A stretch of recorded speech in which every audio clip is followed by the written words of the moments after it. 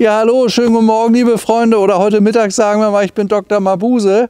Dr. Mabuse hat sich ein neues Auto gerade gekauft, Mercedes 250 CE-8. Endlich mal ein Strich-8 Coupé in einem absolut fantastischen Zustand.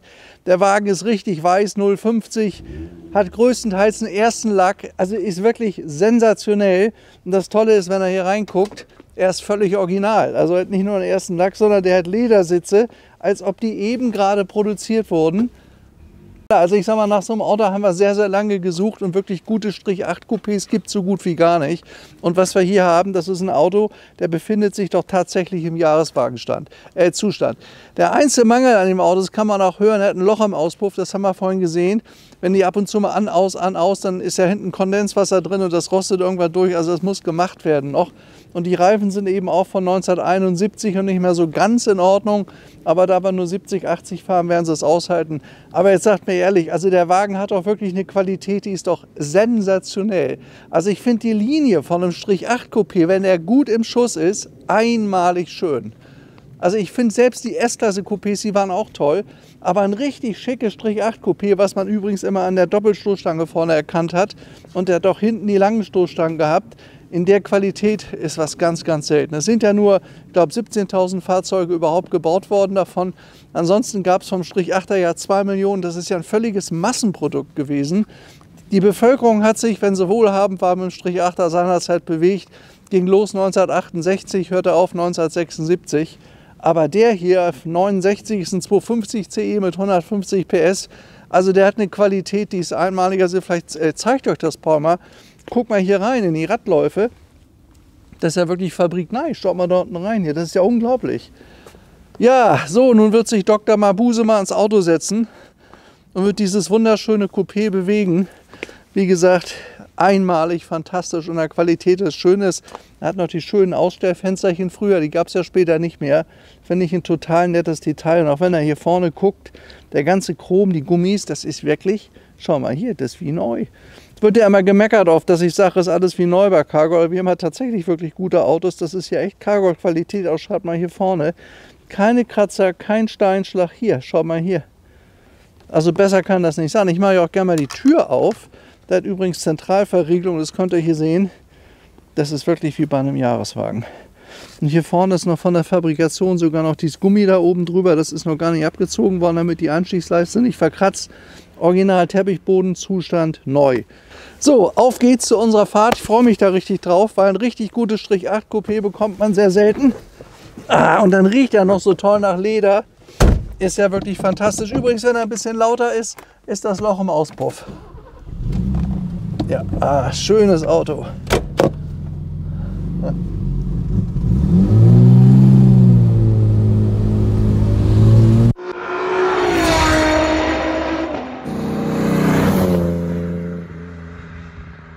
Die Kilometer sind garantiert echt, könnt ihr hier vorne sehen. 26.081, also auch die ganzen Instrumente sind neuwertig bei dem Auto. Hier hat er die Uhr, da vorne ein Tank, halb voll ist er jetzt. Er verbraucht super Benzin. Ist einer der späten 250 CE mit 6 Zylinder, hat ja Einspritzung gehabt. Ja, also er klingt also wie ein Supersportwagen. Wie gesagt, das ist das Loch im Auspuff. Aber der macht ja einen Spaß, der Wagen. Ist ein wunderschönes Coupé. Der hat nur einen Stilfehler. Schaut euch mal dieses grausame Radio an. Das war 1980 wahrscheinlich der letzte Schrei. Aber das gehört da natürlich nicht rein. Da gehört ein schönes Bäcker Europa oder ein schönes Bäcker Mexiko rein. Aber wenn ihr euch den Rest des Autos anguckt, schaut mal hier vorne, Armaturenbrett in Edelholz.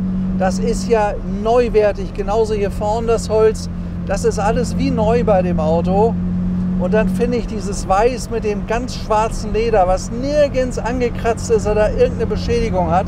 Das ist einfach sensationell. Wenn Paul vielleicht mal einen Schwenk nach hinten macht, dann kann man das sehr gut erkennen. Also Qualität ist sensationell und der muss auch immer gut gelagert sein. Es gibt ja teilweise Autos, die haben auch eine geringe Laufleistung.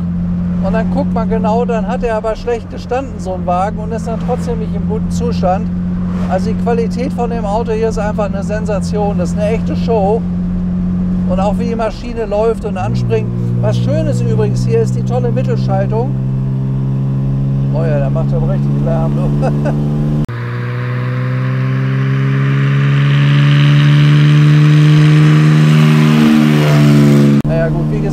dem Auspuff muss gemacht werden, das haben wir gesehen. Das machen wir auch noch. Das ist übrigens ein Unterschied. Hier vorne die Ablende, da ist ja der Lautsprecher drin. Das ist nur beim 250 CE bis 280 CE so gewesen. Normalerweise war das ein dickeres Plastikteil. Also wenn ihr jetzt 220 Diesel gefahren habt oder ein 200er, hat das so nicht ausgesehen. Daran konnte man praktisch die große Klasse, die Komfortklasse der Coupés erkennen. Gab es auch so beim 280 CE und dann halt eben war das in Holz gehalten. Also selbst beim 230er Mercedes, beim Punkt 6, gab es das nicht in Holzausführung. Das war nur den Coupés vorbehalten. Oder ab Mercedes 250 bzw. 280e und 280CE. Das Tolle an dem Auto, und wir haben lange danach gesucht, ist wirklich so ein Zustand hier gewesen. Glaubt mir, das ist eine totale Rarität. Also in der Qualität gibt es sowas nicht. Der muss aus einer sehr, sehr trockenen Ecke gekommen sein. Wahrscheinlich hat er immer klimatisiert gestanden. Und schaut euch das mal an. Also ein Gedicht. Dieser tolle weiße Lack da vorne. Wir haben das durchgemessen. Also ist ganz offensichtlich alles Erstlack bei dem Auto. Ich habe ein besseres Coupé von der Baureihe noch nicht gesehen. Und die Laufleistung 26.000 ist natürlich nichts. Man erkennt das hier auch an dem Tacho, dass es ein 6-Zylinder ist. Der läuft bis 220. 4 Zylinder ging ja bloß bis 200. Muss uns natürlich so ein BMW mit Vollgas überholen. Ja, guckt euch mal an, wie hässlich solche Autos heute sind. Wie die heute aussehen, wie U-Boot mit 4 Rädern dran. Also muss man gut finden. Wir haben halt ein edles Auto. Und wir brauchen hier nicht mit Vollgas hinterher zu jagen. Das macht doch gar keinen Spaß groß. Ja, so haben sich die Zeiten geändert. Unser Wagen ist ja mittlerweile gut 50 Jahre alt, Baujahr 71, aber hat eine Qualität, also seht euch das an. Wie gesagt, der einzige Stibo, dieses grausame Radio, da sowas verstehe ich nicht, aber okay. Sonst hat er nicht sehr viele Extras, er hat keine Fensterheber. Serie war die Servolenkung bei dem Auto, die hat er. Und dann sind die ganzen Anbauteile, alles hier an dem Auto, schaut mal hier, das ist neuwertig. Also muss man wirklich sagen, ist absolut neuwertig an dem Auto. Maschine läuft astrein, Servolenkung geht gut, gerade Auslauf ist top. Dürfen wir noch nicht zu schnell fahren, wie gesagt, die Reifen sind ein bisschen älter. Also das sollte man als nächstes auch mal ins Auge fassen, einen Reifenwechsel. Aber der ganze Rest befindet sich im Jahreswagenzustand, was man hier übrigens auch sehr gut sehen kann. Hier vorne am Schaltknauf, der ist so gut wie unbenutzt, der ist neuwertig. Ja, kurz zur Erklärung noch zu so einem Auto, hat ja einen riesigen Aschenbecher hier vorne früher gehabt, aber ihr könnt sehen, der ist nie benutzt worden. Würde man auch riechen bei so einem Auto. Das Auto riecht nach feinstem Leder. Das schöne rosa Leder ist hier original in einem neuwertigen Zustand vorhanden. Dann hat er hier vorne die Heizungsanlage hier mit Gebläse und hier kann man links und rechts, also das haben wir jetzt zugemacht, ist ein bisschen frisch geworden. Sonst haben wir die Heizung warm, weil wir haben in dem Fall, es sieht schöner aus, wenn die Fenster runter sind. Ich habe die mal runtergelassen. Dadurch, dass der keinen Mittelpfosten hat, zieht das auch überhaupt nicht. Aber es sieht halt wunderschön aus. Auto hat kein Schiebedach. Bei so einem Coupé braucht man das auch nicht, weil man kann herrlich mit einem offenen Fenster fahren. Es zieht nicht.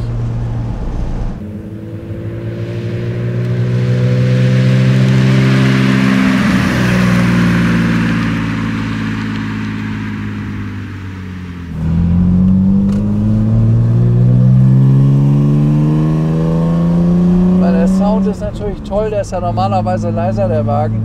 Er hat hinten die schöne Doppelrohr-Endauspuffanlage, da erkennt man auch die 6-Zylinder, das wird euch gleich Paul mal zeigen. Also ich muss sagen, ich habe sehr lange gesucht nach einem guten Coupé und den habe ich in der Halle in der Ecke gefunden, voll gestaubt, da konnte man Männchen drauf malen, dann habe ich den aufgemacht, habe meine Nase reingehalten und habe gesagt, das ist unser Auto. Der riecht noch wie am ersten Tag und dieses rosa Leder hatte damals einen ganz bestimmten Geruch. Den merkt man, das kann man euch jetzt nicht zeigen, weil durch die Kamera kann man nicht riechen. Aber der hatte einen Duft, das ist ganz toll. Der hat nicht einen Kratzer am Leder, auch die Teppichböden unten, das ist alles wie neu. Also so, als ob da nie jemand drin gesessen hat. Ich vermute mal, dass da auch Fußmattenfeuer drin waren. So, was dann hier auch noch gemacht ist, ist nicht ganz richtig. Hier ist ja das schöne alte originale Bakelit-Lenkrad. Italienische Hupe. Und dann ist das hier leider umwickelt worden. Das hat man früher gemacht, weil es ein bisschen griffiger war. Das hat man bei dem Auto ja auch gemacht, was ich schade finde, aber man kann das ja abmachen. Wir haben es jetzt dran gelassen. Aber sonst an dem ganzen Auto, der gesamte Pflegezustand, der ist also nicht nur herausragend, der ist einzigartig. Auch nicht, weil es wieder ein Cargold-Qualität-Auto ist und einige beschweren sich ja immer oder viele Leute finden auch ständig was, wo sie noch rummeckern können. Aber wisst ihr, bessere Autos schaffe ich es einfach nicht zu besorgen. Und man darf auch nicht ganz vergessen, ich verkaufe die Autos dann ja auch wieder. Und es ist extrem schwierig, sowas ständig nachzuholen. Also ihr müsst mir da helfen, wenn ihr wirklich Top-Autos seht oder findet, bitte zu uns. Also habe ich großes Interesse dran.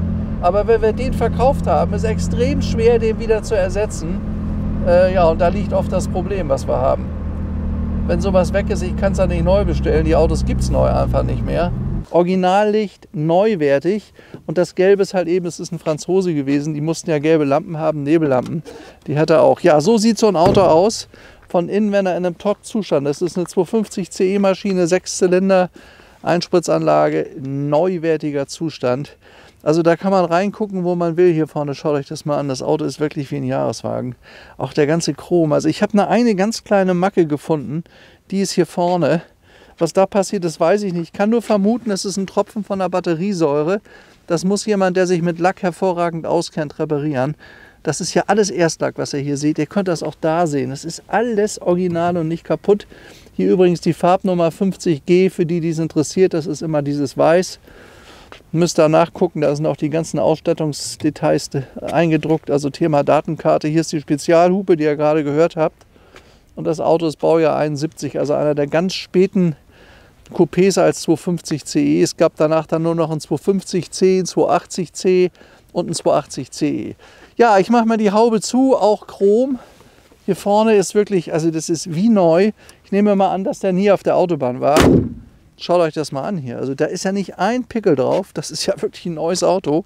Wahnsinn. Auch die Stoßstange ist nirgends verbeult, verbogen, zerdellt, zerkratzt. Kein Rost, überhaupt gar nichts. Und Paul macht jetzt sicherlich gleich mal einen Schwenk drumherum, weil die Linie von dem Auto ist einfach traumhaft. Nicht, wer sich übrigens für ein Coupé interessiert, das sind hier die Abläufe hier unten. Die sind bei dem Auto dort. Und eine ganze Menge Leute schmieren die einfach zu und spachteln die zu und wissen dann gar nicht warum, weil sie meinen, es sieht besser aus, nur so gehört es original. Also immer genau drauf gucken. Und es gibt, also ich habe Coupés schon 100 Stück bestimmt gesehen oder mehr. Da gibt es so viel verhunzte und kaputte Autos. Es ist ganz, ganz selten, einen Wagen in der Qualität zu finden. Und hier kann man wirklich sagen, das ist ein Jahreswagen. Genauso sieht er aus, obwohl er 50 Jahre alt ist. Der steht richtig in den Federn, der hängt vorne nicht. Der hat einen ersten Lack, also soweit ich das weiß, 95% Erstlack.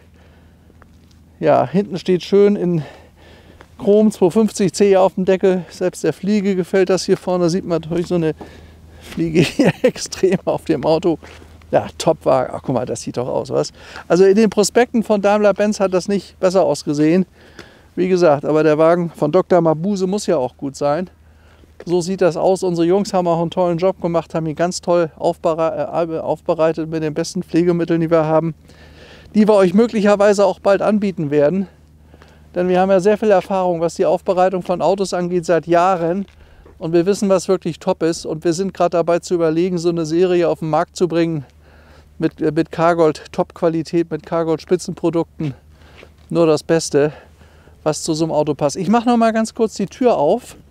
Schaut mal hier rein. Also, weißt du, jetzt stehe ich durch die Sonne davor, das glänzt gerade. Wenn du da mal drauf, schau dir mal das Leder an. Nicht? Also das ist ja neu. Das ist das originale rosa Leder, was es heute überhaupt nicht mehr gibt. Dieses schöne, feste Leder. Und schaut mal hier, es ist überhaupt nicht kaputt. Es gibt nicht eine Stelle, wo der abgewetzt ist oder kaputt ist. Also das gesamte Interieur ist eigentlich wie neu.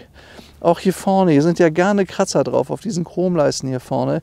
Das Auto hat gar nichts. Auch hier vorne die kleinen Filz, wo die Fenster hoch und runter gehen. Das ist alles wie neu.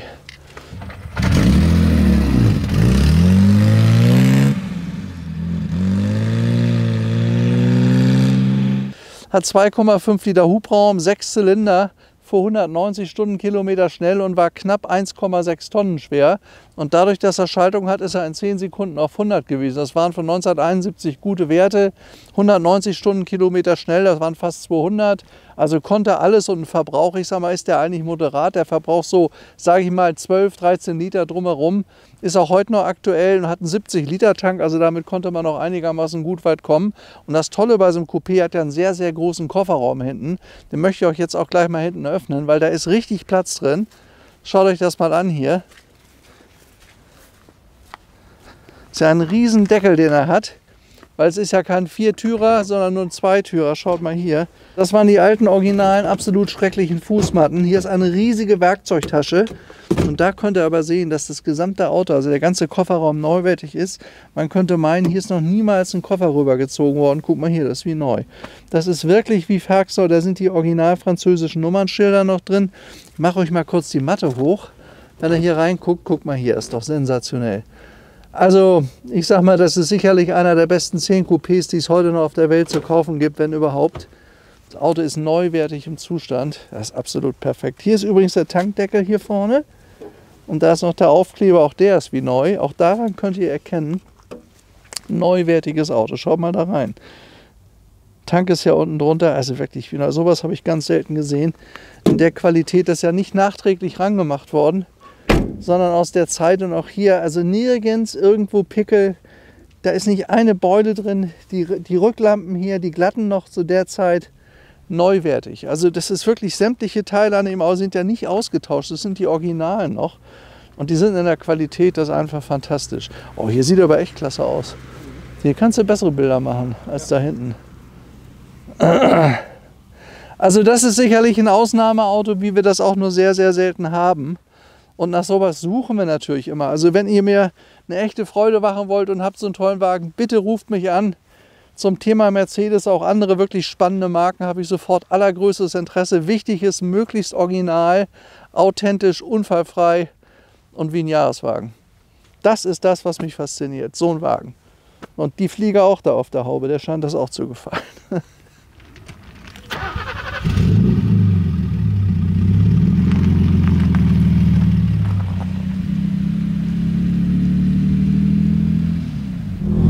Was mir übrigens besonders auffällt bei dem Auto, man sitzt sehr, sehr bequem, man hat einen sehr guten Seitenhalt. Dann hat er noch diese ganz tolle, dicke Mittelarmlehne, gibt es ja heute so meist auch gar nicht mehr. Hier vorne sind die Ablagefächer, die man braucht für Sonnenbrille und ähnliches. Und das Auto kommt mir sehr handlich vor. Also das ist mir eben aufgefallen. Es ist ja nur ein zweitüriges Coupé, der ist sehr handlich zu fahren und durch die Servolenkung auch sehr, sehr leichtgängig. Also man hat nicht den Eindruck, dass man in einem Auto sitzt, was 4,80 Meter lang ist. Der fährt sich total handlich, ist durch die Kotflügel vorne links und rechts auch sehr überschaubar, sehr übersichtlich. Also ein Auto, was auch für eine Frau wirklich ganz toll ist zu bewegen. Und ich finde das ja sowieso für eine Frau überhaupt ein total schickes Auto. Vor allen Dingen hat sowas keiner. Und wenn der schön Hohlraum konserviert wird und immer regelmäßig gepflegt wird, hält er ja auch lange. Also man hat den Eindruck, man sitzt in einem VW Golf, also jedenfalls nicht von der Anmutung, aber wie handlich der Wagen fährt. Die Lenkung reagiert sofort, die Bremsen sind klasse, sind ja 4 Scheibenbremsen, die gut funktionieren. Man ist gut motorisiert, die Maschine zieht gut durch. Und man hat auch die Schaltung, weil das ein sehr, sehr langer Schalthebel ist. Also man kann den Arm auflegen und man hat das hier ganz locker in der Hand. Der Wagen fährt sich total angenehm, hätte ich gar nicht gedacht. Und finde ich persönlich viel besser als ein Automatikgetriebe. Hinzu kommt ja, dass die Autos mit Automatikgetriebe immer so circa 1,5 Liter mehr verbraucht haben. Das war schon ein bisschen was. Das hat er hier nicht. Also ich glaube, wenn man den Wagen nicht über 120 fährt und gemütlich fährt, fährt er 8 bis 9 Liter mehr, hat er gar nicht. Und das ist auch heute noch aktuell und interessant und man hat halt einen totschicken Mercedes, nicht? Mercedes Coupé, was mittlerweile 50 Jahre alt ist, nur so ein gutes Auto. Also entweder kommt das in eine Top-Sammlung oder er wird wirklich mit viel Bedacht bewegt. Mit so einem Auto muss man vorsichtig umgehen, dass der nicht kaputt geht. Da muss man drauf achten, weil der ist so toll im Originalzustand. Das wird man so nicht wiederfinden. Und ich habe auch ein Gutachten von einem Mercedes-Spezialisten, der schreibt sogar in dem Gutachten, das haben wir schriftlich, ist wahrscheinlich das beste Coupé weltweit, was es überhaupt noch gibt. Also ich habe noch kein besseres Coupé gesehen als ihn hier. Und er hat auch schön Durchzug. Er fährt wirklich toll. Er fährt wunderbar. Man hat nicht das Gefühl, dass man in einem großen Mercedes sitzt. Man macht Spaß zu fahren. Natürlich auch bei so einem tollen Wetter heute. Das natürlich Auto ist das natürlich astrein. Ja, was kostet sowas? So ein Auto müsste ja eigentlich 120.000 kosten, tut es aber nicht. Der liegt bei uns unter 90.000. Das ist nicht wenig, aber für das, was geboten wird, finde ich das nicht viel. Den restlichen Tausender müssen wir bei uns verhandeln, beim guten Kaffee oder bei einer kalten Cola. Aber eins kann ich euch sagen, ein Auto der Qualität, ein Strich 8 Coupé, werdet ihr am Markt so nicht wiederfinden. Der ist dermaßen gut gepflegt, der Wagen. Das ist fantastisch, fast unglaublich. Also wenn man das so sieht, ja guck mal, zieht richtig schön los, ne? Hat richtig schön Power. Ist halt, der brummt halt ein bisschen, ist ein bisschen lauter durch das Loch im Auspuff. Aber wie gesagt, das müssen wir mit dem Besitzer noch regeln, das wird repariert. Aber zum Fahren ist der Wagen klasse. Und was ich so schön finde, ist, das ist alles neuwertig. Da sind die ganzen Edelmaterialien, die es ja heute so teilweise gar nicht mehr gibt, immer noch in einem Jahreswagenzustand. Und das ist sehr, sehr selten. Der Wagen muss immer hervorragend gelagert gewesen sein.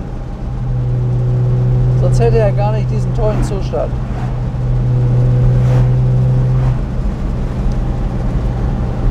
Ja, Mercedes-8 Coupé ist die Baureihe 114-115, gebaut worden von 1968 bis 1976. Zum Schluss gab es die mit den geriffelten Lampen, die gefallen mir schon persönlich nicht mehr ganz so. Die schönen glatten Lampen und dann noch mit den edlen Ausstellfenstern hier, finde ich eigentlich die schönsten. Das ist die erste Serie gewesen. Die gab es bis 1972 und aus der Zeit ist das ein Wagen. Und wenn man sich damals so ein Auto leisten konnte, der kostete ja mit Extras fast 20.000 Mark, das war eine ganze Menge Geld. Wenn man sich damals einen 200er Mercedes gekauft hat, der kostete 11.000, hier mit Lederausstattung und so, das hat schon seinen Preis gekostet, was ich auch verstehen kann, weil das Leder ist ja höchstwertig hier.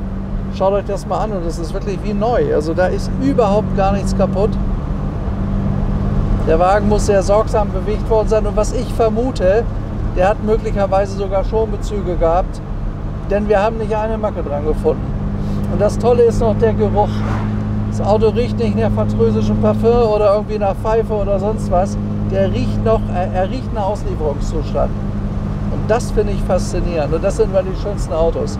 Wenn ich mich in so einen Wagen setze und habe das Gefühl, ich habe ihn gerade abgeholt in Stuttgart-Sindelfingen, fahre damit gerade nach Hause, habe mir, wir schreiben das Jahr 1971 und ich fahre gerade einen Neuwagen, finde ich persönlich das Größte.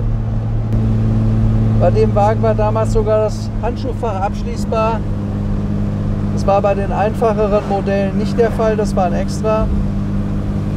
Hat er 2 Außenspiegel? Muss ich mal gucken? Nee. Oh, hat nur einen Außenspiegel.